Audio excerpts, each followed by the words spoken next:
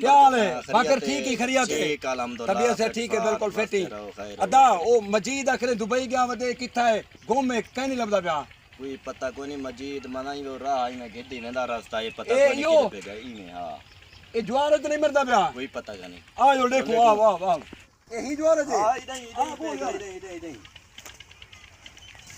ये देखिए वो चिक्का वो बेटे बर्बाद थी गए चिक्का रे चिक्का देख यो वाह यार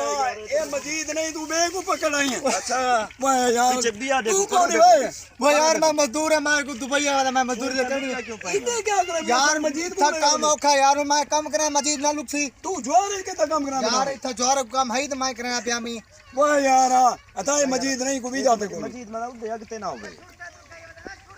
उड़े उड़े दस छुट्टा तक उतर कहीं वना सा लुक दो आज लोदा भी जाते पता को नहीं किने को पूछो इने को अच्छा यार कहना वो लड़की आखिर बात को सा ज्वार है पेंट छुड़ता तो वो ले पेंट ही सही लाया यार मैं ले नहीं सकता अल्लाह से हां मैं लेगा दूध देगा खरीद करे सते जा अल्लाह लाया अरे ये तो खाने चावल खाने चावल खर्चा ढेर है अल्लाह से हुन नेड़े थी एक देख तरी करे सा मरने बेईमानी वो लू आखी हुन एक दाना पे अल्लाह मेरा से करे सही ठीक हां तू तेरे का रेत नहीं करे उते ठीक है ओए और क्या से मेरे सा डर पे जा